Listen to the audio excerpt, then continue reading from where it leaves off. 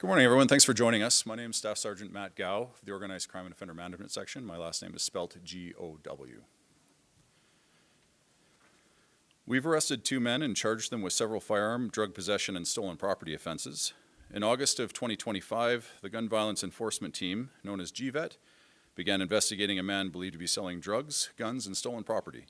During the investigation, we observed a man at a storage RV parking lot in southeast Calgary with another man who was later identified as a suspect in a separate social disorder investigation.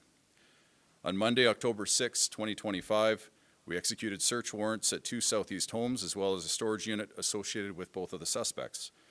The search of the residence in Seton resulted in the seizure of 6 guns that you see before me on this table, as well as ammunition and a small quantity of methamphetamine. The search of a residence in the community of Rangeview and of a storage unit located in the southeast located more than 50 pieces of stolen property, identification including passports as well as key fobs and garage door openers. We also found dozens of stolen tools. 2 men are now arrested and facing charges, the first being 41-year-old Ryan Bantagon, who is the subject of our initial investigation.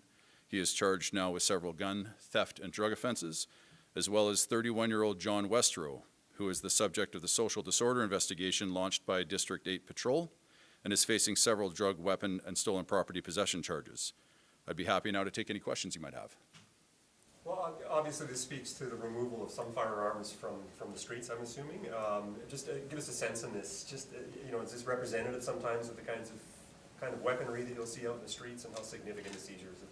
Yeah, it's a great question. And although some of you might be thinking that some of these weapons look older, disused, or antique, some definitely fall into that category. And the thing to remember with these firearms is it's not necessarily the model, make, or the technological advancement of that particular weapon, but the hands of the people that they're in. And the people that the hands that these weapons were in were those involved in significant social disorder and public victimization involving multiple home break-and-enters and the drug trade. So it's more so the potential of those that have this rather than the actual weapon. And so we consider this significant. Based on the fact that you're with the organized crime unit, was this investigation part of a broader organized crime investigation? It wasn't, and I appreciate the question. The Gun Violence Enforcement Team falls under the organized crime umbrella, but its mandate is actually gun violence and guns first, not organized crime. And we have many units within CPS that target organized crime in all its forms, weapons and otherwise. But GVET specifically targets gun violence as its primary mandate. And so whether they're involved in organized crime, social disorder, it doesn't matter. We will come after those that are perpetrating violence against the public with weapons. And that is definitely what this investigation focused on. The concern over firearms, can you maybe just now speak to us in terms of what you guys are seeing right now in terms of firearms-related crimes? Can you give us some context in terms of whether you're seeing an increase or a decrease of this, and how concerning is it? Yeah, I mean, firearm crime and shootings in the public are chief of mind right now and have been in the news, whether we're talking about robberies or extortions. It seems that there's very little of the city that gun violence hasn't touched. The one thing to remember, and I want to emphasize to Calgarians, is that our shootings citywide are actually down around 30% over from last year, which is great. But the percentage of those shootings that have an organized crime element has increased within it. So it's great that we're seeing fewer shootings, but more of them percentage-wise are being tied back to organized crime. And I apologize if I missed this during your earlier presentation, but just these weapons themselves, are they being investigated for use in other crimes, or can you give us a sense in terms of, I mean, obviously seized firearms are seized firearms, of course, but are these also being investigated in terms of the use of other crimes, connected to other potential crimes, allegedly? Yeah, absolutely. So each of the guns that are before you right now are currently going through the crime gun protocol. So all will be printed and tested, and we'll be seeking where the origin of these weapons was, so that we can potentially lay further charges in this investigation.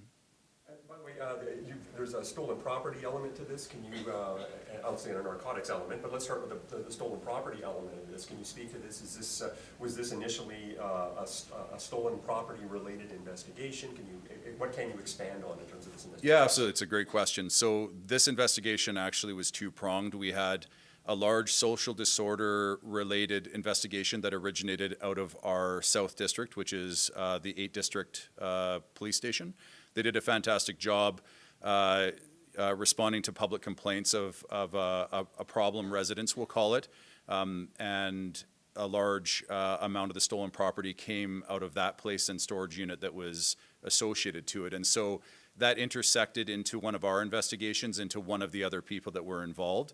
And so we worked together to come to this result where there was a large seizure of not only the guns, but a recovery of in the neighborhood of $40,000 in stolen property, which is already a large amount of it has been reunited with its proper owners due to the aforementioned IDs that were also found in the residence, helped us track down victims of crime and reuniting them with their stolen property. And as I mentioned, just the narcotics element of this, can you speak to just kind of the, I guess, the scope or the scale of the narcotics part of this investigation? Yeah, certainly. I don't want to underpin that the narcotics part of this investigation was not significant.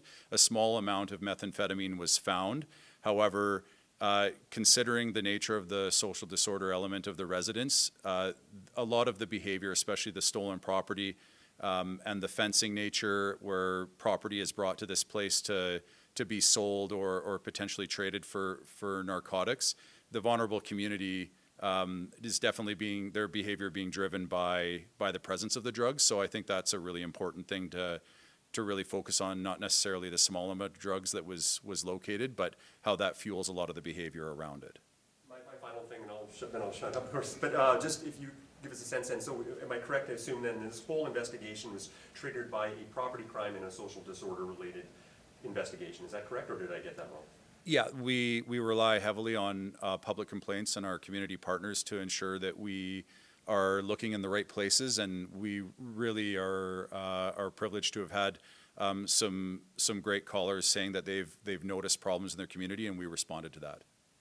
I got to ask, by the way, a black powder musket handgun, obviously, is this something that you very rare a seizure, something like this? Yeah, we included that, although we talked about whether or not this would draw a lot of attention away from the dangerous nature of these weapons in the wrong hands. But we're also hoping that some of the unique characteristics of the weapons in front of you, including like the antique black powder weapon, will spark some identification for the public, so we can do some more of that reuniting property with their proper owners, because these likely came from a collection, or maybe it's a family heirloom, and we'd love to get that back to who owned it.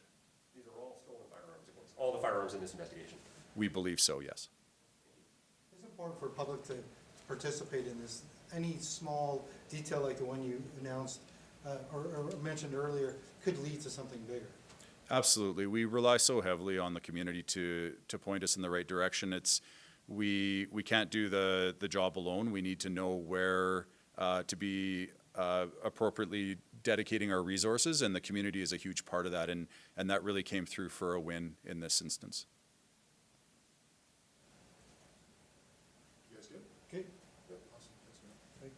Thanks, gentlemen. Thanks, Scott. Appreciate it.